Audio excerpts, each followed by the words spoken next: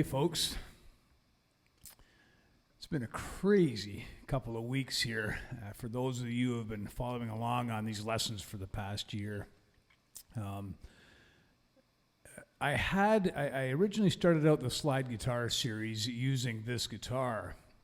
This guitar, along with another guitar of mine, got stolen out of this house, right out of this very room, 6 months ago. It was a break and enter. This guitar here was very important to me, as this was bequeathed to me by a longtime fan. The fan had actually passed away, and their family really wanted me to have this guitar. And I'm pretty happy to get it back. What happened was, I've been scouring the pawn shop in my town for the last 6 months, and a couple weeks ago, my ship came in. I saw the guitars in the pawn shop window, and I got them back. As a result, we're going to do a special lesson today on this guitar.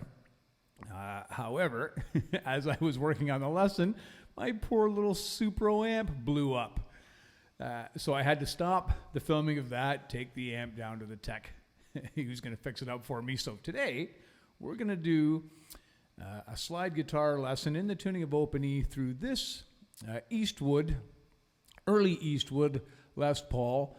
It's got a couple of old 80s Gibson P100 pickups in it, and I'm going to run this through a positive grid bias amp that I just picked up on a trade a couple weeks ago.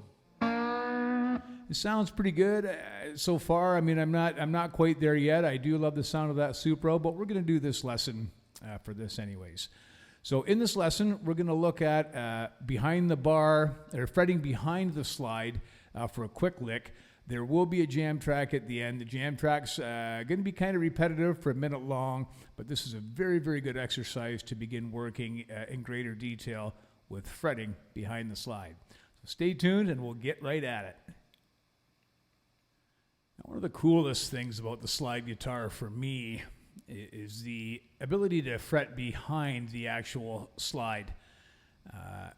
Players like Sonny Landreth and Ariel Posen from my country over in Winnipeg, they own this technique. It's a very, very cool technique. Today we're going to do a simple exercise in working on this technique.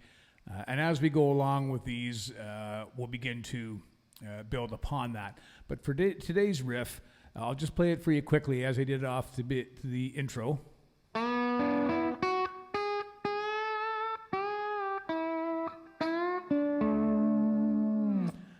Okay, so we'll break this lick up into two parts today. The first part is the hardest part. This is the part bending behind the slide. So we're tuned to open E. We're going to be working off the 7th fret, which puts us in the key of B. However, we're going to work off the 7th fret, but the key still remains E in the tuning of open E. Sorry, I just got confused there, and I'm not about to go edit that little thing. Okay, here's the first part of the lick.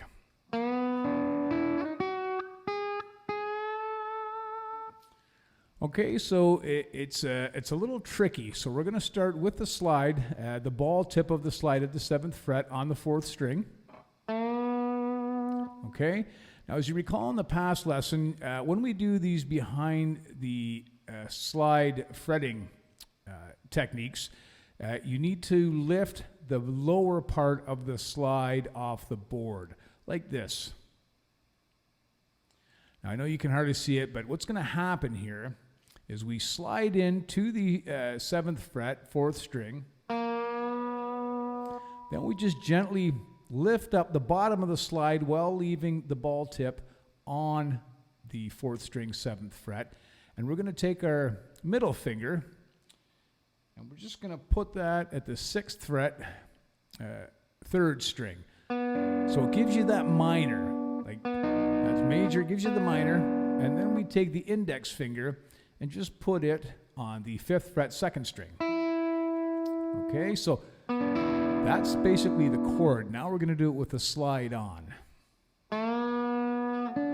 And you see me just lift it up gently, and then index finger down on the 5th fret, 2nd string. And then we take the slide and bring it back down onto the 7th fret, at the same time plucking the 2nd string at the 7th fret with my 2nd finger. So it's like this so far.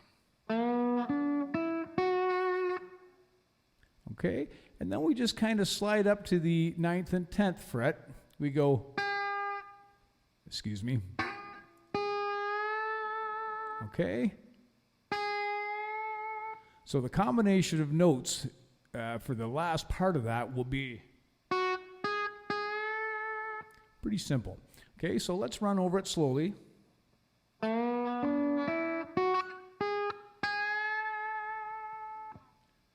One more time.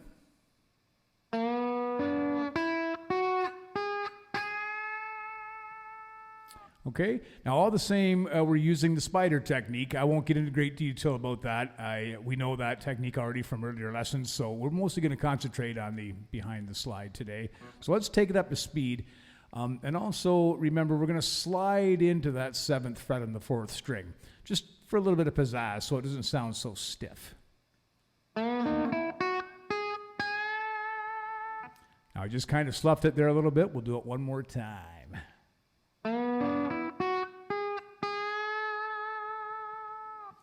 Okay, so I'll go over it one more time with you quickly. We're just lifting the slide off gently while at the same time fretting the notes.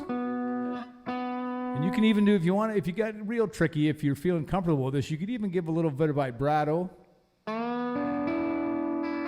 with the slide on. Now, the mechanics are tricky. It's something to work with to help you with the dexterity of your hands. So let's just one more time, and then we'll get to the second part, which is super easy. This is the hardest part of the lesson so far. And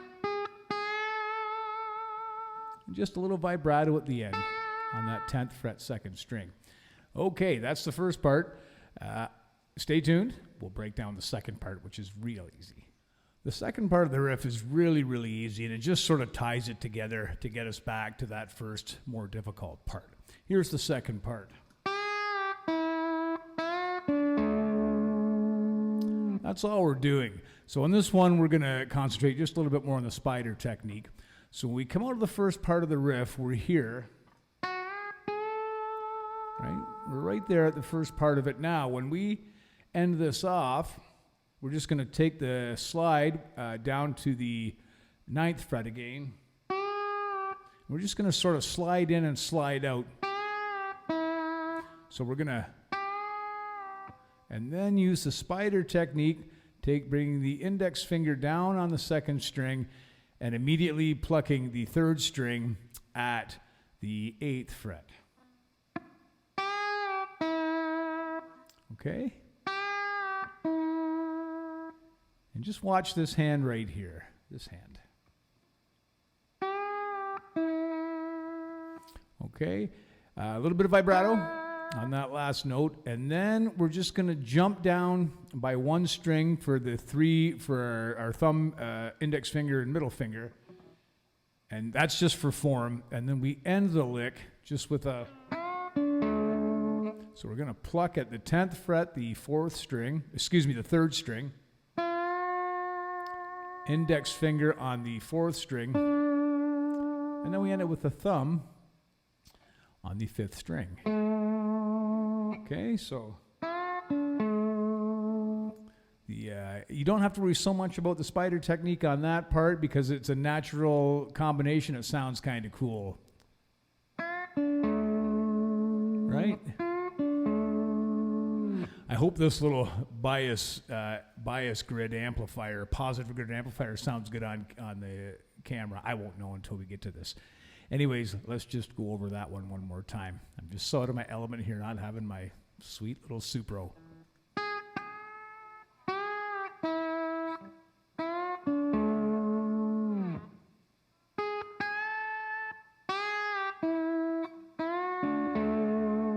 Okay, so very simple.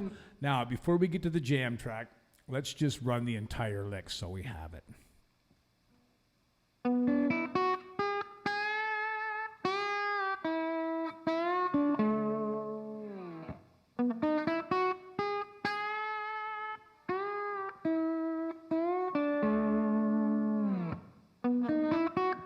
See, and that's the tricky part. I sometimes miss this one myself still. It has to be the 3rd string, 6th fret. Makes it minor. It's a difference. If you don't get that slide off, it'll stay major. So it's just a quick lift off, add the index finger, slide back down, and slide up to the 9th, 10th, and then